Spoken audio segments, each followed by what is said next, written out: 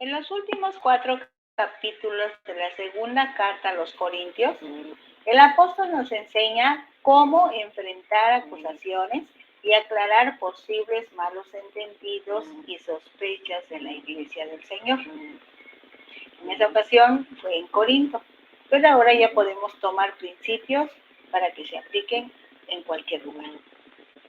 En esta oportunidad vamos a disfrutar los capítulos 10 y 11 de la segunda carta a los Corintios.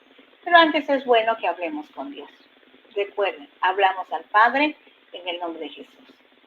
Padre, en el nombre de Jesús te damos muchas gracias por esta tarde preciosa. O por la mañana, o por la noche, o por la hora en que alguien pueda escuchar o mirar y recibir esta palabra. Pero sobre todo que la pueda disfrutar.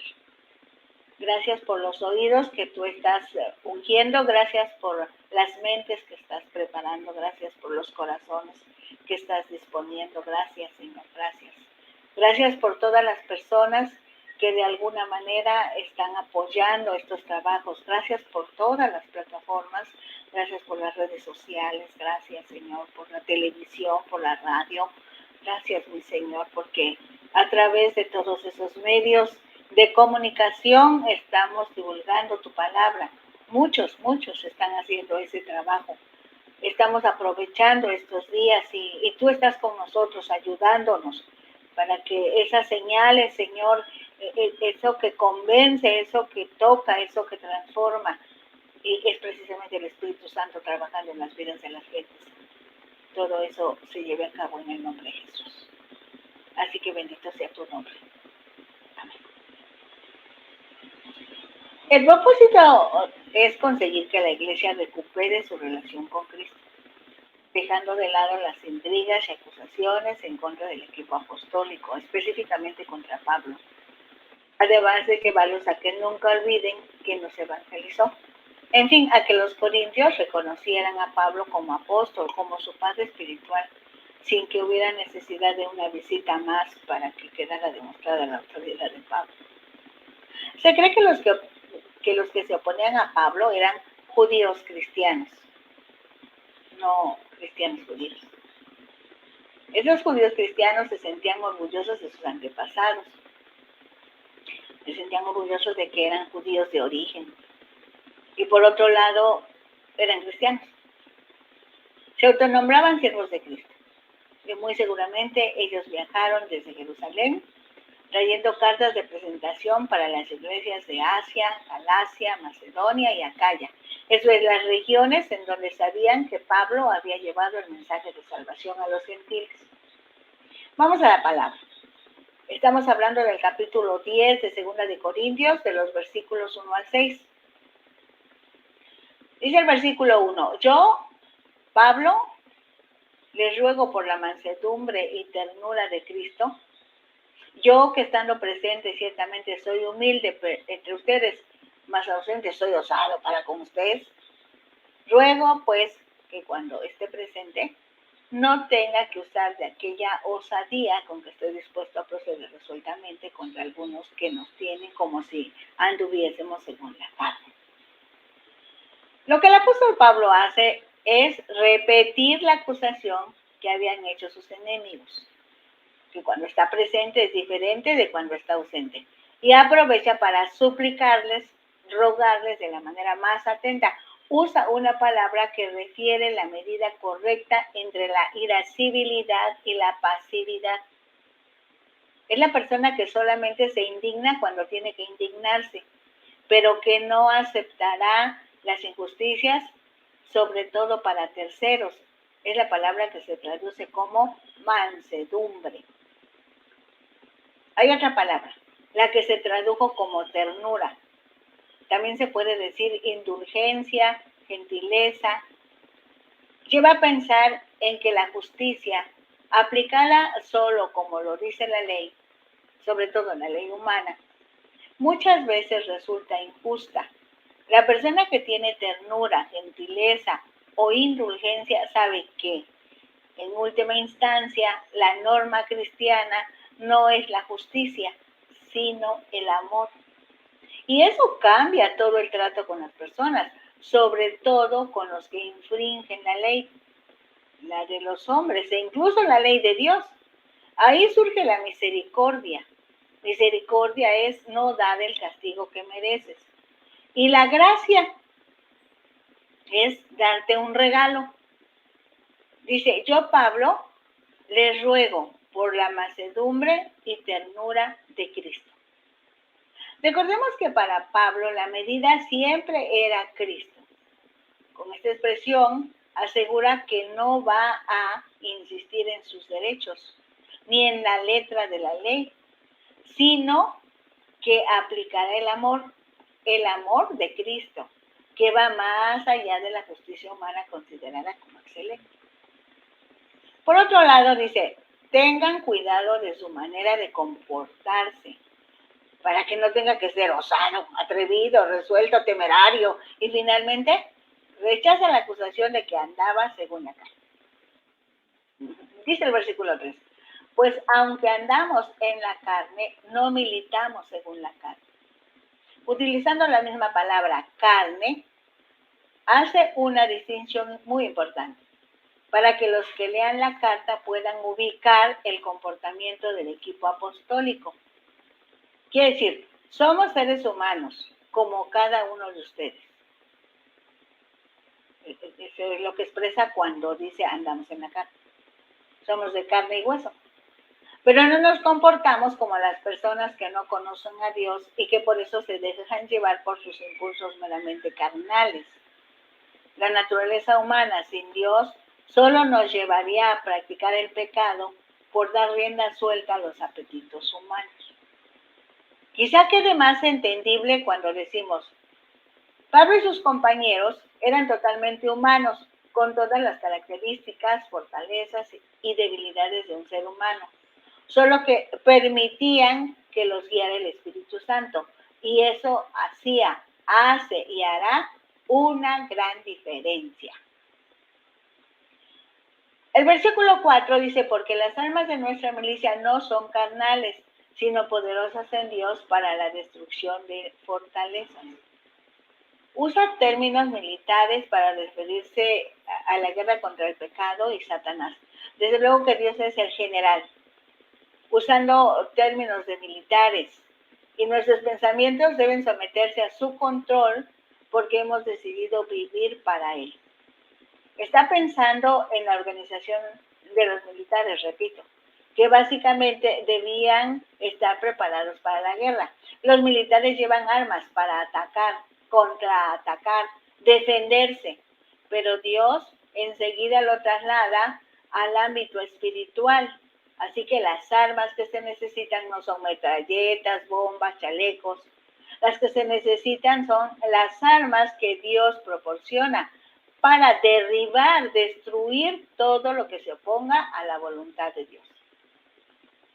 Si alguien preguntara, ¿cuáles son entonces esas armas poderosas que Dios proporciona?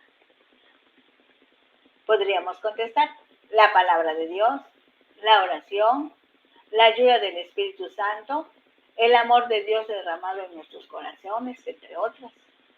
Dice el versículo 5, derribando argumentos y toda altivez que se levanta contra el conocimiento de Dios y llevando cautivo todo pensamiento a la obediencia a Cristo. Los argumentos son las ideas y actitudes arrogantes que se presentan en la mente de los seres humanos. Por ejemplo, un argumento, Dios sabe que lo amo y lo sigo a mi manera. Eso quiere decir, no tengo por qué estar orando y leyendo la Biblia todos los días. Dios sabe que estoy muy ocupado. La altivez se refiere al orgullo que los humanos tienen por la naturaleza pecaminosa con la que nacemos, como herencia de Adán. Un ejemplo sería, si voy a dejar este vicio, será cuando yo quiera. Eso quiere decir, no necesito ayuda de nadie, mucho menos de Dios. Entonces, la arrogancia y altivez se oponen al conocimiento de Dios, se oponen a lo que Dios enseña en su palabra.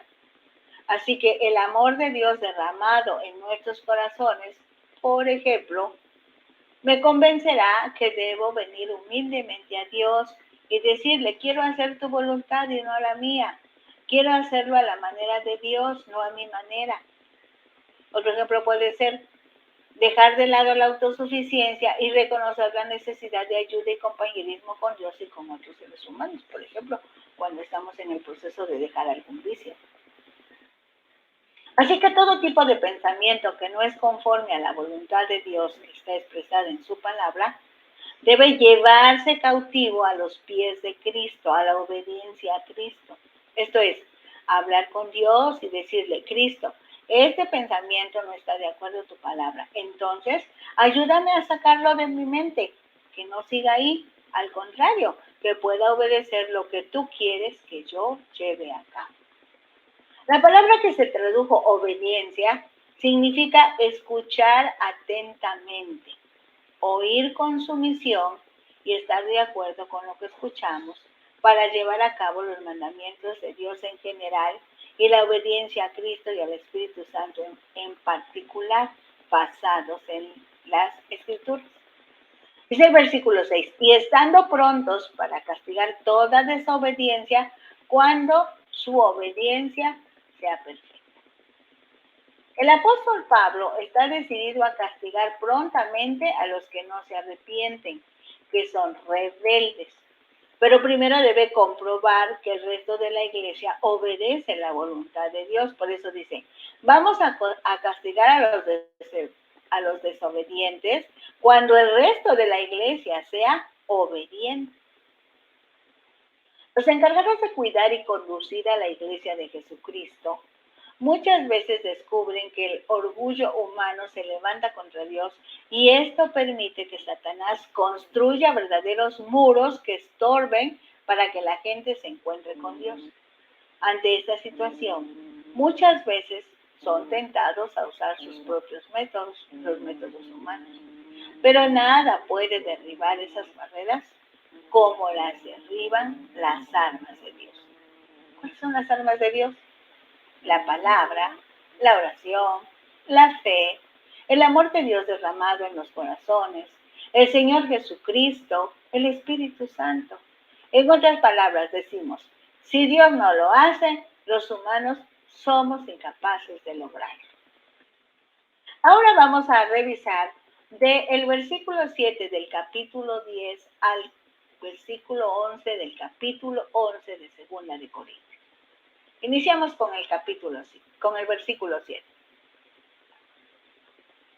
Miran las cosas según la apariencia. Si alguno está persuadido en sí mismo que es de Cristo, eso también piense por sí mismo, que como Él es de Cristo, así también nosotros somos de Cristo. Desde el Antiguo Testamento, en el primer libro de Samuel, capítulo 16, versículo 7, dice que el hombre mira lo que ven sus ojos. Eso es lo que ahora el apóstol recuerda a los que no conocen su trabajo espiritual entre la iglesia de Corinto. Presenta una condición, por eso dice sí, esa es la condición, sí, alguno, no tiene nombre, no se sabe quién, no está definido.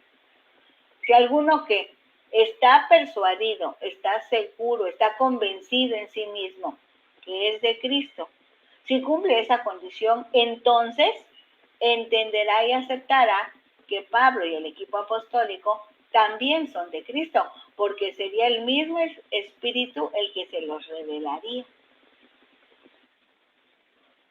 Pero en ese momento no cumplían la condición. Entonces no podían reconocer que Pablo y sus compañeros eran de Cristo. Dice el versículo 8, porque aunque me gloríe algo más todavía de nuestra autoridad, la cual el Señor nos dio para edificación y no para destrucción, no me avergonzaré, para que no parezca como que quiero amedrentar por cartas.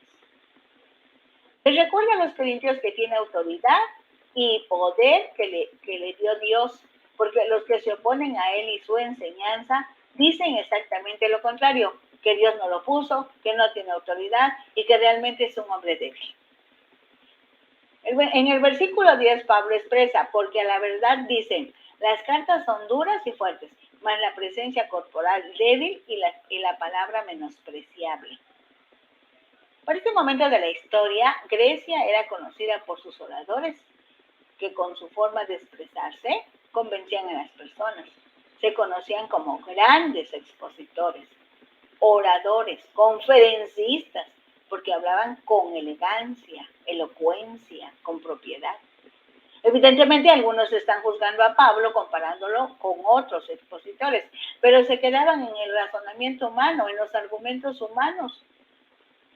Lo que estos opositores no entendían, porque esos argumentos humanos se levantan como murallas que no permiten que vean y entiendan las cosas desde el punto de vista de Dios. No entendían que las palabras y argumentos de Pablo no eran para satisfacer el oído y razonamiento humanos. El proceder de Pablo tenía origen divino. Él había atendido al llamado de Dios y fue el encargado, el enviado, el embajador de Dios para introducir el evangelio, la doctrina, la enseñanza, para introducir el evangelio, para introducir el cristianismo, el estilo de vida de los que reciben el evangelio. Eso en el Imperio Romano. Tenía la investidura de un embajador del reino de los cielos para los habitantes que estaban en la tierra y que necesitaban ser liberados del yugo de opresión del pecado. Por eso fue dotado con poder y autoridad. Los falsos maestros les decían a los corintios que no tenían por qué ponerle atención a Pablo, pero él les explica que debían tomar sus cartas con mucha seriedad. Dice el versículo 11, esto tenga en cuenta tal persona, que así como somos en la palabra por cartas, estando ausentes, lo seremos también en hechos, estando presentes. Decían sus opositores que Pablo no era apóstol, porque era muy humilde, hasta cierto punto tímido. Cuando hablaba con las personas de forma presencial, se portaba así. Aunque cuando escribía cartas resultaba muy exigente. Dice el versículo 12, porque no nos atrevemos a contarnos ni a compararnos con algunos que se alaban a sí mismos, pero ellos, midiéndose a sí mismos por sí mismos y comparándose consigo mismos, no son juiciosos. Pero nosotros no nos gloriaremos desmedidamente, sino conforme a la regla que Dios nos ha dado por medida, para llegar también hasta ustedes. Sucede que cuando nos comparamos con otros, pues podemos enorgullecernos porque pensamos que somos mejores. Pero cuando nos medimos con los parámetros de Dios, realmente no alcanzamos ninguna medida satisfactoria. Dice el versículo 14, porque no nos hemos extralimitado como si no llegásemos hasta vosotros, pues fuimos los primeros en llegar hasta ustedes con el Evangelio de Cristo. Lo que asegura es que no está inventando ningún derecho. Solo les recuerda que el que llegó a predicar el Evangelio primeramente fue él. No hay nada que argumentar en contra. Dice el versículo 15, no nos gloriamos desmedidamente en trabajos ajenos, sino que esperamos que conforme crezca la fe de ustedes, seremos muy engrandecidos entre ustedes, conforme a nuestra regla. Estoy seguro que cuando se resuelva la crisis por la que están pasando, las actividades continuarán según los corintios seguros de su fe. Ellos aceptarán y acatarán la autoridad que Pablo siempre ha representado para ellos. El versículo 16, y que anunciaremos el evangelio en los lugares más allá de ustedes, sin entrar en la obra de otro para gloriarnos en lo que ya estaba preparado. Cuando Jesucristo resucitado llamó a Pablo, dijo, instrumento escogido me es este para que lleve mi nombre en presencia de los gentiles y de reyes y de los hijos de Israel. Puedes leerlo en Hechos 9:15.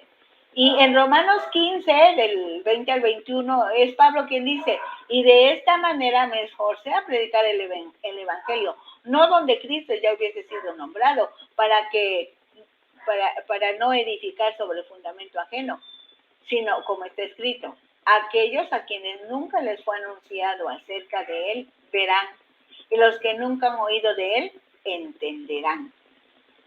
Dice el versículo 17, mas el que se gloria, gloríese en el Señor. De todas maneras, del versículo 13, la medida de comparación en nuestro desempeño es Dios mismo. Lo que otro u otros expresen de nosotros o de ellos mismos no tiene nada que ver con la posición y llamado que hemos recibido directamente de Dios. Dice el versículo 18, porque no es aprobado el que se alaba a sí mismo, sino aquel a quien Dios alaba. Si era con broche de oro a Pablo y a todos los que somos hijos de Dios por la fe en Jesucristo, lo que nos debe ocupar es que Dios tenga una opinión favorable de nuestro desempeño dentro del reino. Pues recordemos que alabar es decir cosas favorables de una persona, resaltando sus cualidades o méritos, y esto mismo sirve de recomendación. Las opiniones de otras personas nos deben tener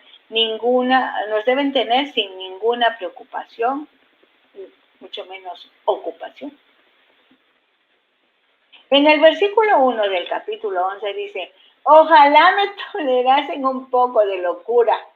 Sí, tolérenme. Para Pablo las circunstancias que se habían presentado no eran gratas, pero tenía que utilizar métodos parecidos a los maestros que estaban tratando de desviar la fe de los corintios, y los corintios eran hijos espirituales de Pablo. Entonces, como buen padre, estaba dispuesto a dar la batalla, aunque les pareciera que estaba loco. El versículo 2, porque los celo con celo de Dios, pues los he desposado como un solo esposo para presentarlos como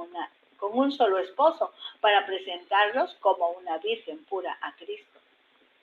Según las costumbres hebreas, los padres acordaban el matrimonio de sus hijos. Esto es, los padres se ponían de acuerdo quién sería la esposa de su hijo o el esposo de su hija. Una vez que concertaban la unión, se adquiría el compromiso de la boda. Los contrayentes muchas veces eran los últimos en enterarse. Pensando en esa costumbre, Pablo le dice a los corintios, yo soy su padre espiritual y ya me puse de acuerdo con Dios, el Padre Celestial, para que ustedes, como si fuera uno solo, se casen con Jesucristo o se case con Jesucristo, el Hijo de Dios.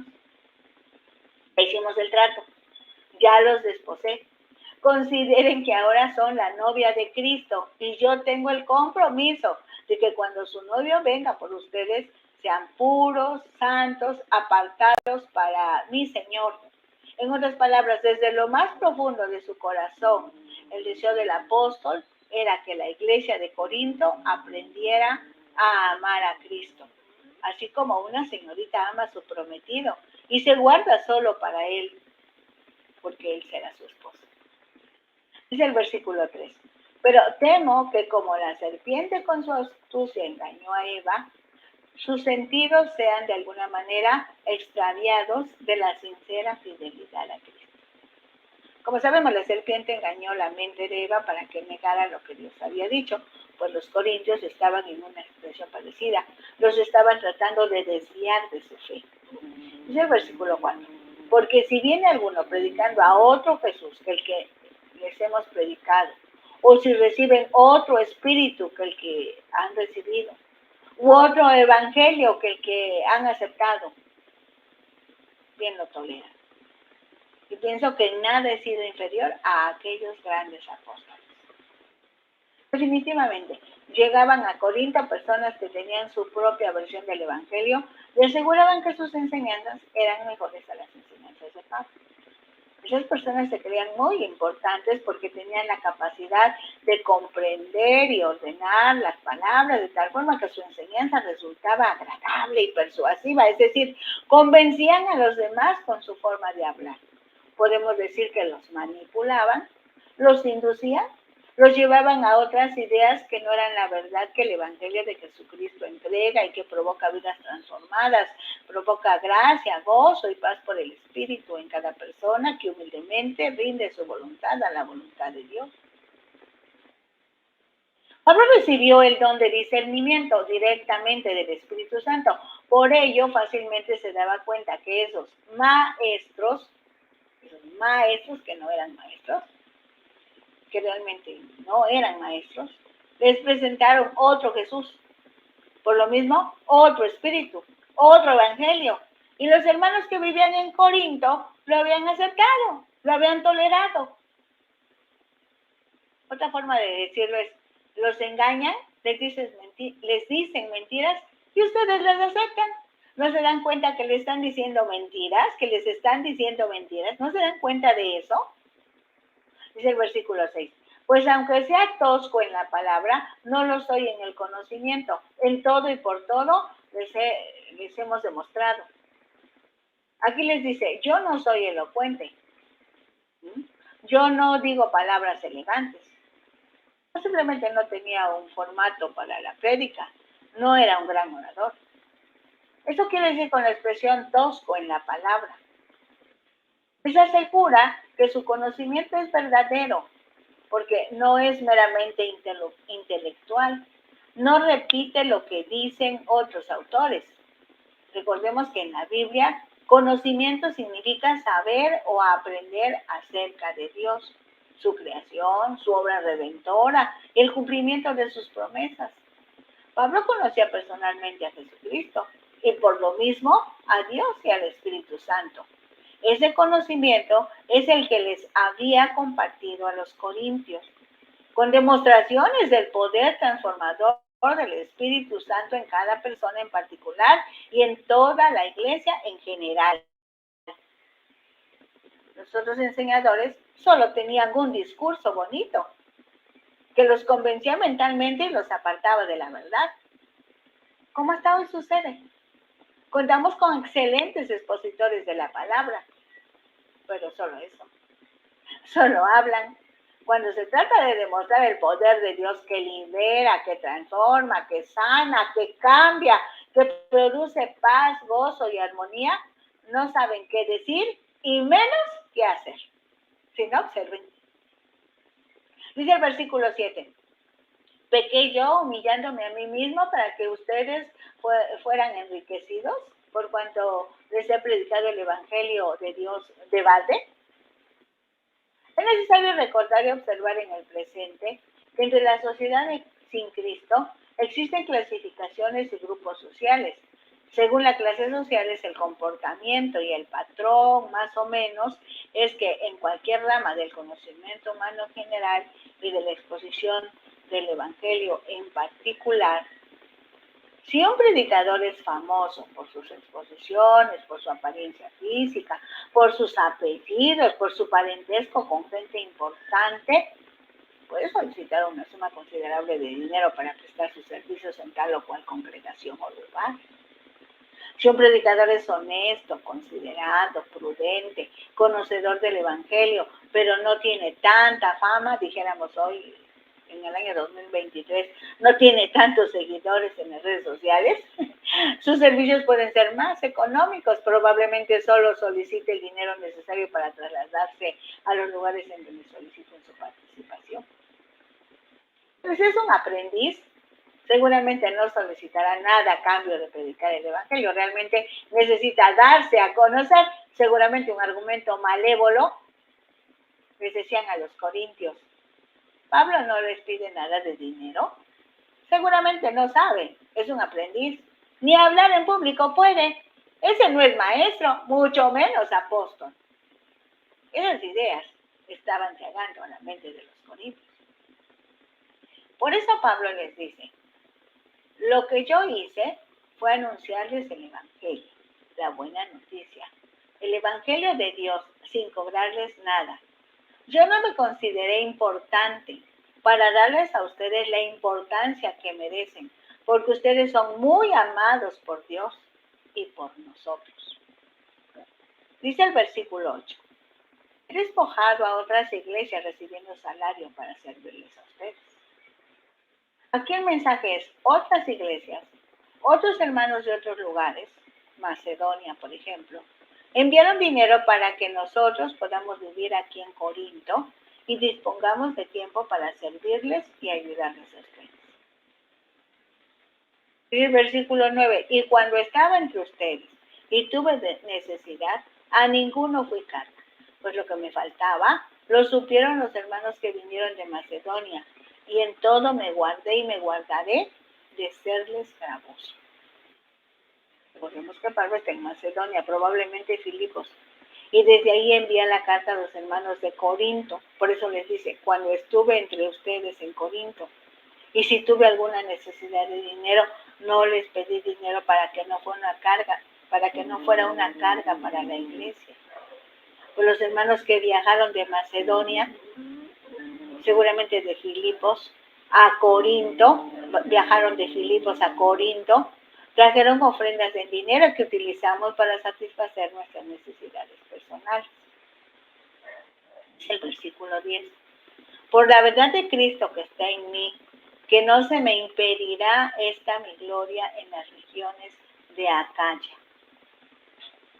Para Pablo era un alto honor, un verdadero privilegio el que Dios le hubiera confiado este encargo, predicar el evangelio, y se sentía realizado, se sentía muy contento cuando podía comprobar que Dios era el que suplía sus necesidades, tocando el corazón de otros hermanos que vivían a varios kilómetros de distancia y que a pesar de eso viajaban para llevar la provisión en dinero a Pablo, a fin de que el evangelio fuera proclamado con todo su poder y gloria, pues se trataba de expandir el reino. Con esas experiencias, Pablo estaba segurísimo que ninguno le quitaría esa enorme satisfacción de haber entregado de gracia, como regalo, lo que de gracia había recibido en toda esa región, Acaya. Y como vemos en otras de sus cartas, sus sueños, que eran los sueños de Dios, eran llegar a España pasando por Roma, como más de 1000 kilómetros adelante. Dice el versículo 11, ¿por qué? ¿Porque no los amo? Dios lo sabe. Con todo esto Pablo dice, precisamente todo esto lo hago porque amo a Dios. El amor de Dios está en mi corazón. Y como Dios también los ama, me pidió que fuera a Corinto para hacerles saber todas estas verdades. Dicen los versículos 12 al 15 de 2 de Corintios. Mas lo que hago, lo haré aún para quitar la ocasión a aquellos que la desean, a fin de que en aquello en que se glorían, sean hallados semejantes a nosotros. Una razón por la que Pablo no aceptaba y mucho menos pedía dinero a los corintios es que esos maestros falsos que se sentían superiores a Pablo, sí aceptaban y o pedían dineros por sus servicios. Y Pablo quería que imitaran su conducta de predicar sin solicitar ofrendas, colectas, cuotas o como le llamaran a esas sumas de dinero solicitadas. Dice el versículo 13, porque estos son falsos apóstoles, obreros fraudulentos que se disfrazan como apóstoles de Cristo. Y no es maravilla porque el mismo Satanás se disfraza como ángel de luz. Así que no es extraño si también sus ministros se disfrazan como ministros de justicia, cuyo fin será conforme a sus obras. Les recuerda una gran verdad. Satanás es real, es acusador, es adversario y enemigo de Dios, es mentiroso y padre de mentira, engañador. Muchas veces con sus mentiras envuelve aún a los que están dentro de la iglesia y equivocadamente sirven a los fines de Satanás. En estos versículos Pablo claramente dice que los que están inquietando a los corintios para que no obedezcan las enseñanzas que Pablo les entregó son mentirosos. Aparentan ser apóstoles o enviados de Cristo, pero realmente están sirviendo a los planes de Satanás, que es mentiroso por naturaleza. Si nos vamos a los versículos 16 a 21a del capítulo 11 de 2 de Corintios, vamos a encontrar lo siguiente. Dice el versículo 16, otra vez digo, que nadie me tenga por loco, o de otra manera, recíbanme como a loco para que yo también me gloríe un poquito. Lo que hablo no lo hablo según el Señor, sino como en locura, con esta confianza de gloriarme. Porque muchos se glorían según la carne, también yo me gloriaré, porque de buena gana toleran a los necios, siendo ustedes cuerdos. Pues toleren si alguno los esclaviza, si alguno los devora, si alguno toma lo de ustedes, si alguno se enaltece, si alguno les da de bofetadas. Para vergüenza mía lo digo, para eso fuimos demasiado débiles. En este párrafo Pablo usa la ironía. La ironía es una manera de expresar lo contrario de lo que se piensa o se quiere decir. Se puede tomar como sinónimo las palabras ignorancia fingida o disimulo. Lo que realmente les está diciendo puede expresarse de esta manera. Yo no debo hablar bien de mí. Eso no es correcto. Pero a los que hablan de sí mismos, ustedes les ponen mucha atención. Esas personas ya los contagiaron. Pues ahora ustedes creen que son muy inteligentes y aceptan las recomendaciones de gente necia. ¿Sí? Aceptan obedecer necedades. Voluntariamente dejan que los esclavicen, que los maltraten, que los devoren, que les roben, que les presuman, que los golpeen dándoles de bofetadas.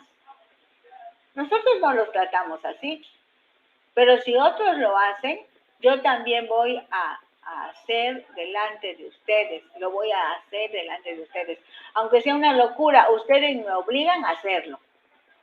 Dicen los versículos 21, la segunda parte al 29 del capítulo 11. Pero en lo que otro tenga osadía, hablo con locura. También yo tengo osadía. ¿Son hebreos? Yo también. ¿Son israelitas? Yo también. ¿Son descendientes de Abraham? Yo. Para ese momento, los hebreos eran los que conservaban su lengua original, mezcla de hebreo y arameo. Vivían en Palestina. Estos miraban con desprecio a los que por alguna razón habían emigrado y ahora hablaban la lengua del lugar donde radicaban. Sus acusadores decían que Pablo era originario y ciudadano de Tarso, de Cilicia. Por lo tanto, no tenía el gentilicio de hebreo como ellos, que vivían en lo que hasta hoy se conoce como Tierra Santa, Jerusalén. En Hechos 22:3 explica que ciertamente nació en Tarso de Cilicia, pero fue criado en Jerusalén a los pies del gran maestro Gamaliel, instruido en la ley de Moisés. En Filipenses 3:5 Pablo asegura diciendo, circuncidado al 8º día, del linaje de Israel, de la tribu de Benjamín, hebreo de hebreos, en cuanto a la ley, fariseo. En cuanto al celo, perseguidor de la iglesia. En cuanto a la justicia que es en la ley, irreprensible. Dice el versículo 23, ¿son ministros de Cristo? Como si estuviera loco hablo. Yo más.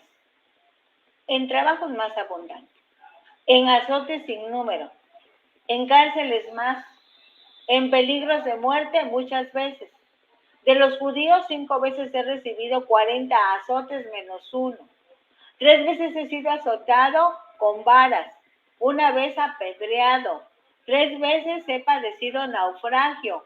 1 noche y 1 día he estado como náufrago en alta mar.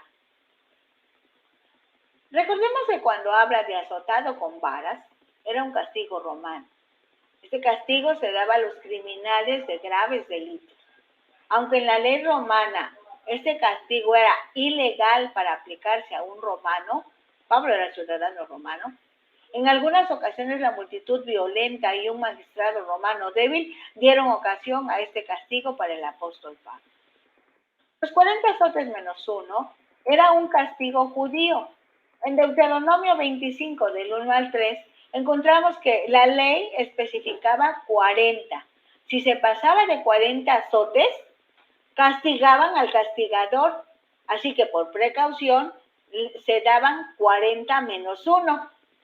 Este castigo provocaba la muerte para algunos de los castigados de esa manera. Entonces Pablo estuvo expuesto a la muerte 5 veces. Dice el versículo 26, en caminos muchas veces, en peligros de ríos, peligros de ladrones, peligros de los de mi nación, peligros de los gentiles, peligros en la ciudad, peligros en el desierto, peligros en el mar, peligros entre falsos hermanos. En los caminos o carreteras el peligro eran de los ladrones, que estaban dispuestos a matar en el asalto a sus vidas.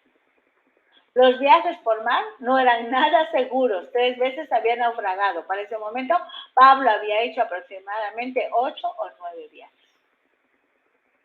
Dice el versículo 27, en trabajo y fatiga, en muchos desvelos, en hambre y sed, en muchos ayunos, en frío y en desnudez. Y además de otras cosas, lo que sobre mí se agolpa cada día, la preocupación por todas las iglesias. ¿Quién enferma y yo no enfermo? ¿A quién se le hace tropezar y yo no me indigno?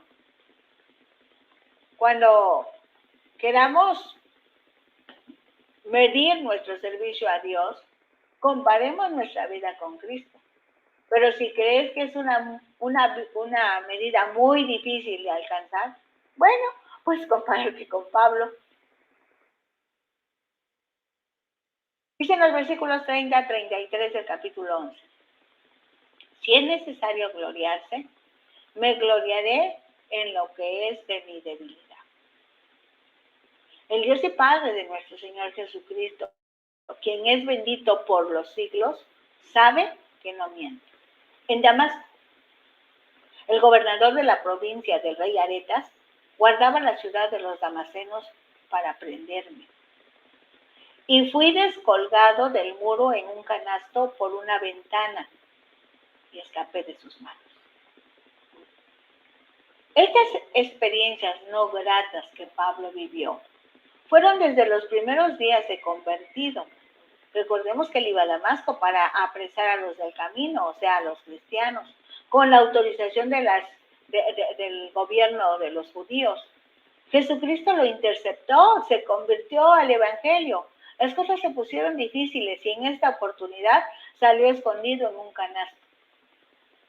Apenas empezaba su carrera.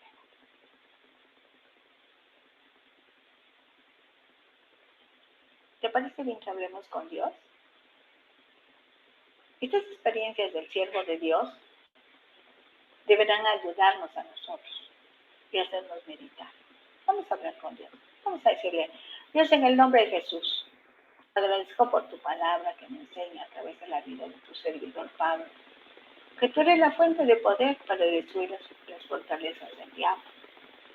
Yo no podría con mis propias fuerzas.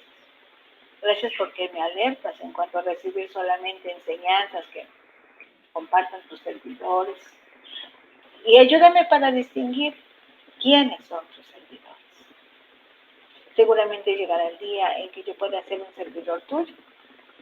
Gracias porque también por esta palabra que además de disfrutarla, la tomo como mi curso de capacitación para los servidores del reino de los cielos aquí en la tierra. Bendito seas, Dios. Amén. Tienes mucho que platicar con Dios. Hazlo tan pronto puedas. Quiero decirte que estamos aquí para servir al Señor. En YouTube puedes encontrarnos con el nombre de Rosadela Hernández Ojeda.